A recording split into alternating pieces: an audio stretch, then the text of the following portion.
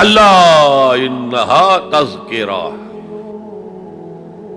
یہ لفظ بہت اہم ہے. تذکرہ، ذکرہ، تذکیر، فذکر بالقرآن، کیا معنی ہے اس کے؟ یاد دہانی صحیح ترین ترجمہ ہے، یاد دہانی. ایک ہے کسی کو کچھ سکھانا، نئی بات سکھانا، ایک ہے یاد دہانی. اسے ایک چیز معلوم تھی، کوئی بھول گیا، یاد کرانا.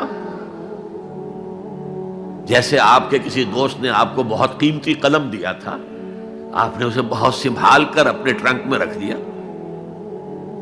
اب سال ہا سال ہو گئے، نہ دوست سے ملاقات، نہ وہ یاد. اچانک آپ نے کسی روز ٹرنک کھولا اور وہ قلم آ گیا، تو آپ کو دوست یاد آ جائے گا کہ نہیں؟ اسی لیے قرآن آفاق و انفس کے لیے آیات کہتا ہے. ہم اپنی آیات دکھائیں گے تمہیں، نشانی جس کو دیکھ کر تم ہمیں پہچانو گے. اور تذکرہ کا مطلب کیا ہے؟ پوٹینشلی ایمان ہر انسان کے دل میں موجود ہے. یہ جو روح جو ہمارے قلب کی مسکن مکین ہے، اس میں اللہ کی معرفت بھی ہے، اللہ کی محبت بھی ہے. البتہ ذہول کے پردے پڑ گئے ہیں، بھول اور نسیان طاری ہو گیا ہے. ہم دنیا ہی کے اندر گم ہو کر رہ گئے ہیں. ہماری ساری دلچسپیاں دنیا سے ہیں، لہذا ہماری توجہ ہی نہیں ہے. ورنہ ہر انسان کے دل میں یہ جو یہاں ہندوستان میں کہتے ہیں آتما اور پرماتما، آتما اور پرماتما کا تو تعلق بہت گہرا ہے. ابتدا میں بنا دی گئی تھی ارواح، جب ہم سب کے سب تمام انسان آدم سے لے کر اور تا قیامت جو انسان آئے گا دنیا میں، ان سب کی ارواح پیدا کر دی گئی. اور پوچھا گیا الست بربکم قالوا بلا، یاد ہے؟ لہذا یہ تذکرہ ہے، یہ یاد دہانی ہے، تمہارے اندر موجود ہے. اللہ کی معرفت بھی موجود ہے، اللہ کی محبت بھی موجود ہے. لیکن کلا بل ران علی قلوبہم ما کانوا یعملون، ان کے دلوں پر زنگ آ گیا ہے اب ان کے اعمال کی وجہ سے. شیشہ جو ہے وہ زنگ آلود ہو گیا. حضور نے فرمایا ان هذه القلوب لتصدع كما يصدع الحديد اذا اصابه الماء، ان دلوں پر بھی زنگ آ جاتا ہے جیسے کہ لوہے کے اوپر پانی پڑتا رہے تو اس کو زنگ آ جاتا ہے. پوچھا گیا فما جلاؤها یا رسول اللہ، اے اللہ کے رسول ہماری تلواروں کو زنگ لگتا ہے، ہم پالش کرتے ہیں، سیکل کرتے ہیں، وہ پھر چمک اٹھتے ہیں. تو دل پر اگر زنگ آ جائے تو اس کا علاج کیا ہے؟ دو چیزیں فرمائی، کثرت و ذکر الموت و تلاوت القرآن. دو کام کرو کثرت سے، موت کو یاد رکھو، یہاں رہنا نہیں ہے، جانا ہے. یہ ہمارا گھر نہیں ہے، یہ ہماری منزل نہیں ہے.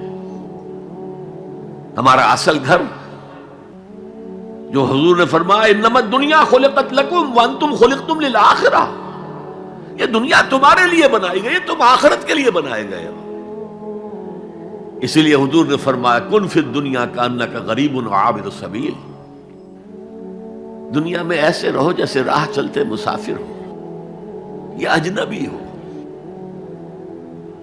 اپنے بارے میں فرمایا مالی ولی دنیا، مجھے تمہاری دنیا سے کیا سروکار، انما مثلی کراکب استظل تحت شجرۃ ثم راح فترکھا، میری مثال اس مسافر کی سی ہے جو ذرا سستانے کے لیے کسی درخت کے سائے میں بیٹھتا ہے تھوڑی دیر. وہ اس کا گھر تو نہیں ہے، اس کی منزل نہیں ہے، پھر وہ اس کو چھوڑتا ہے، اپنا راستہ لیتا ہے. یہ اگر ہمارا تصور قائم ہو جائے، کلا انہا تذکرہ. اب اس کے بعد جو الفاظ آئے فی صحف مکرمۃ مرفوعۃ مطہرۃ بایدی سفرۃ کرام بررہ، یہ جو قرآن ہے، جو تذکرہ ہے، یہ بڑے ہی انتہائی پاکیزہ صحیفوں میں ہے. فی صحف مکرمۃ، بڑے باعزت، مرفوعۃ مطہرۃ، مرفوع بلند اور انتہائی پاک. بے ایدی سفرۃ، یہ کن کے ہاتھوں میں ہے؟ لکھنے والے وہ فرشتے. بے ایدی سفرۃ کرام بررہ، جو نہایت باعزت ہے، بہت وفادار ہے اللہ کے. یعنی اصل قرآن کہاں ہے؟ لوح محفوظ میں ہے. اصل قرآن کہاں ہے؟ ابھی اگلی جو پڑھیں گے ہم، کتاب مکنون، چھپی ہوئی کتاب کے اندر ہے۔ اصل قرآن کہاں ہے؟ وَإِنَّهَا لَفِي أُمِّ الْكِتَابِ لَدَيْنَا لَعَلِيٌّ عَظِيمٌ، یہ تو اس ام الکتاب میں جو ہمارے پاس ہے، بہت بلند ہے اور بہت عظمت والا ہے۔